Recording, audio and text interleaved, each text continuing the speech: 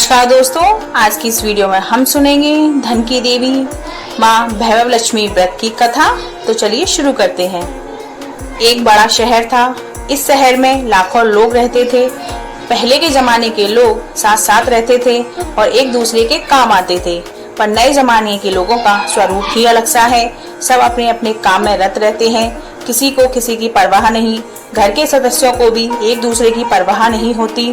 भजन, कीर्तन, भक्ति, भाव, दया, माया, परोपकार जैसे संस्कार कम हो गए हैं। शहर में बुराइयां बढ़ गई थी। शराब, जुआ, रेस, व्यभिचार, चोरी, डकैती वगैरह बहुत से गुनाह शहर में होते थे। कहावत है कि हजारों निराशा में एक अमर आशा छिपी हुई है। इसी तरह इतनी सारी बुराइयों के बावजूद शहर में कुछ अच्छे लोग भी रहते थे। ऐसे अच्छे लोगों में शीला और उनके पति की गृहस्थी मानी जाती थी। शीला धार्मिक प्रकृति की और संतोषी थी। उनका पति भी विवेकी और सुशील था। शीला और उनका पति ईमानदारी से जीते थे। वे किसी की बुराई करते ना थे और प्रभु भजन में अच्छी तरह समय व्यतीत कर रहे थे।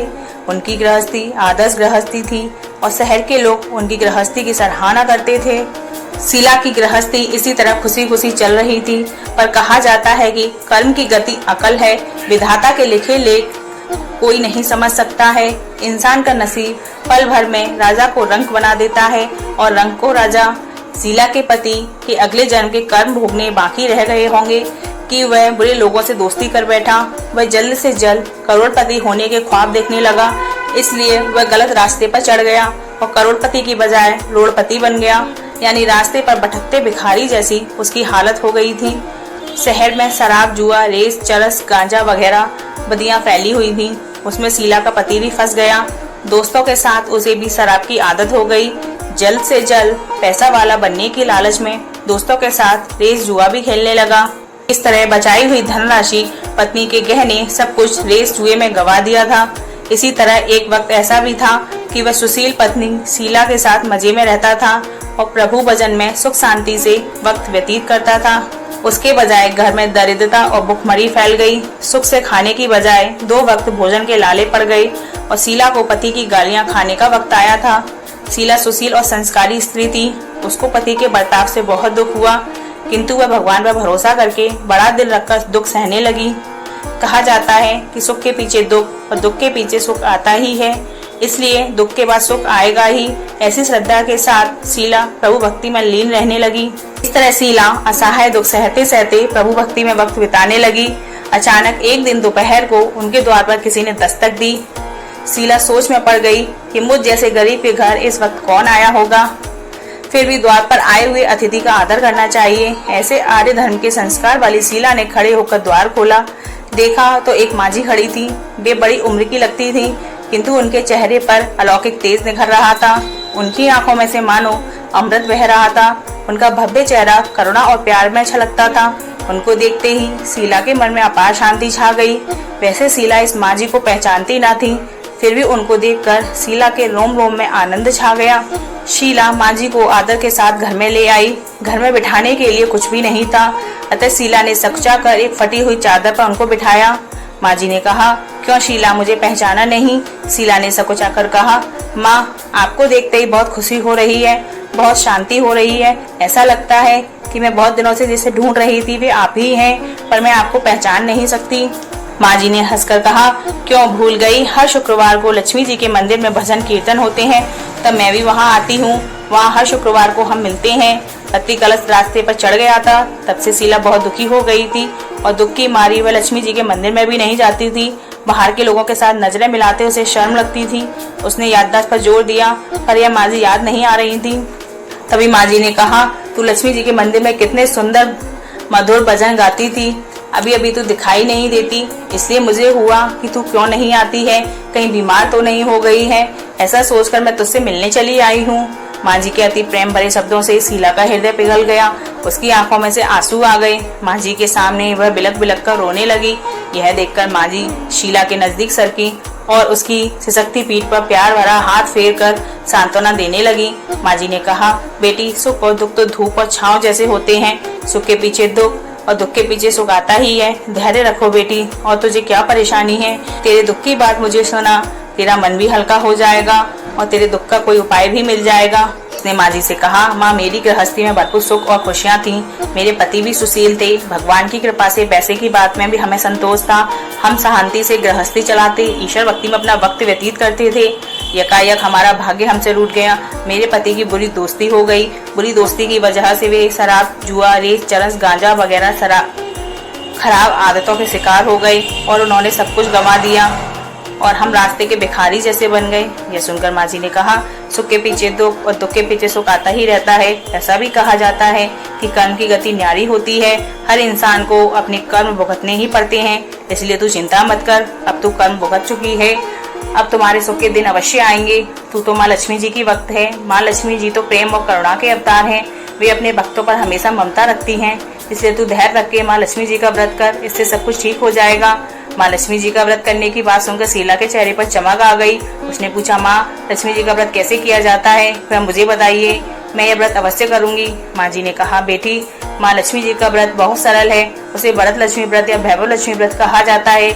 यह व्रत यश प्राप्त करता है। ऐसा कहकर माँ जी भैरव लक्ष्मी व्रत की विधि कहने लगी।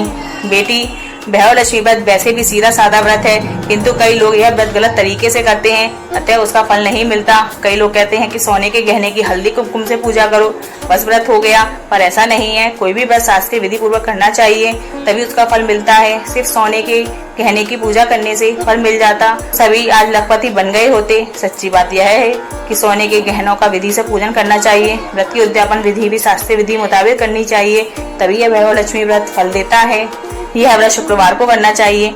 सुबह से स्नान करके स्वच्छ कपड़े पहनो और सारा दिन मन में जय माँ लक्ष्मी का रटन करते रहो।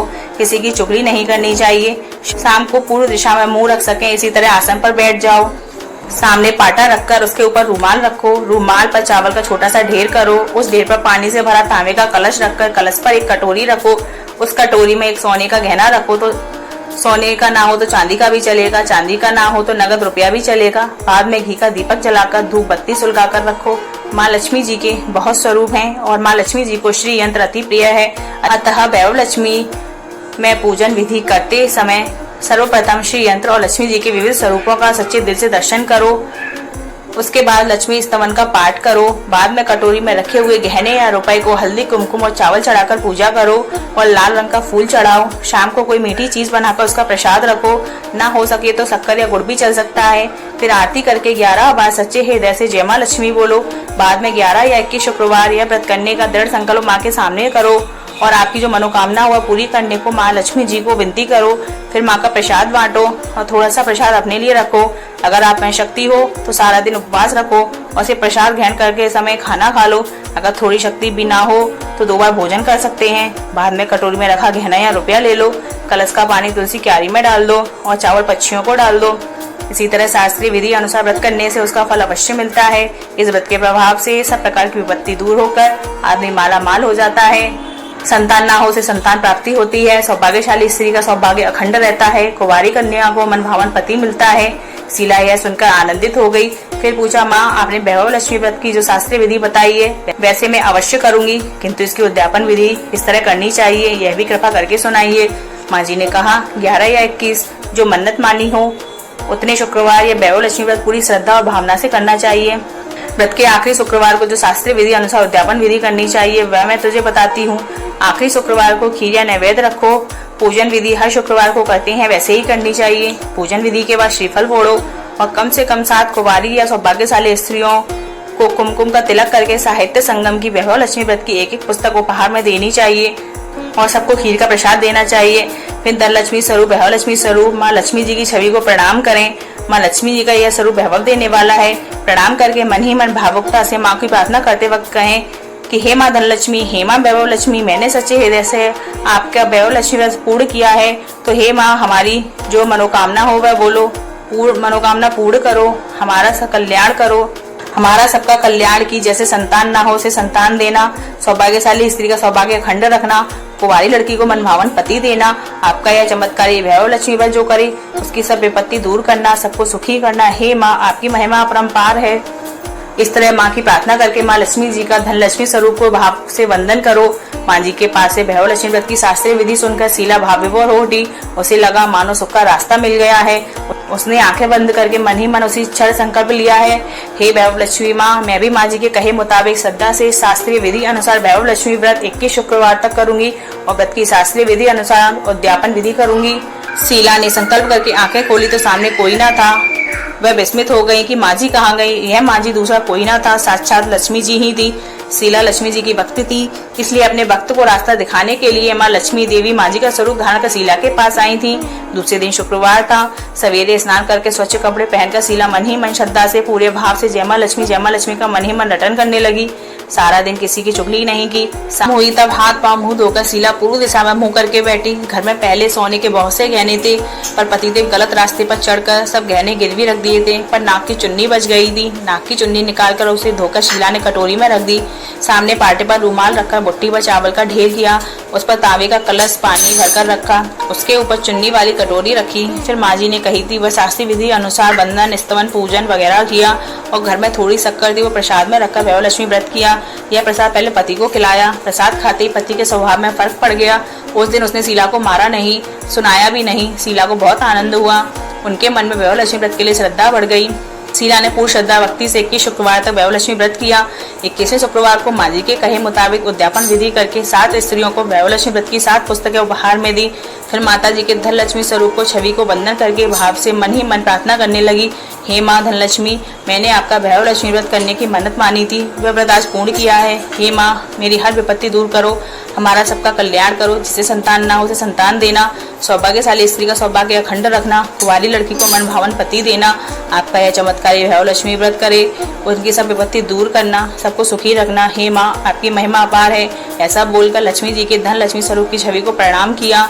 इस तरह शास्त्रीय विधि पूर्व शीला ने श्रद्धा से व्रत किया और उसने तुरंत ही फल मिला।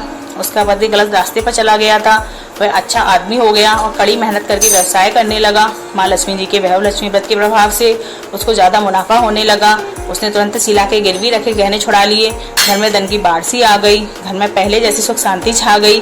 भैरव लक्ष्मी व्रत का प्रभाव देखकर मोहल्ले की दूसरी स्त्रियां भी शास्त्रीय विधि पूर्व भैरव लक्ष्मी व्रत करने लगी। हे माँ धनलक्ष्मी, आप जैसे शीला पर प्रसन्न हुई, उसी तरह आपका व्रत करने वाले सब पर प्रसन्न होना, सबको सुख शांति देना। जय धनलक्ष्मी माँ, जय वैभव लक्ष्मी माँ। दोस्तों, अगर आपको कहानी अच्छी लगी हो तो कमेंट बॉक्स में जय माँ लक्ष्मी अवश्य लिखिएगा। धन्यवाद।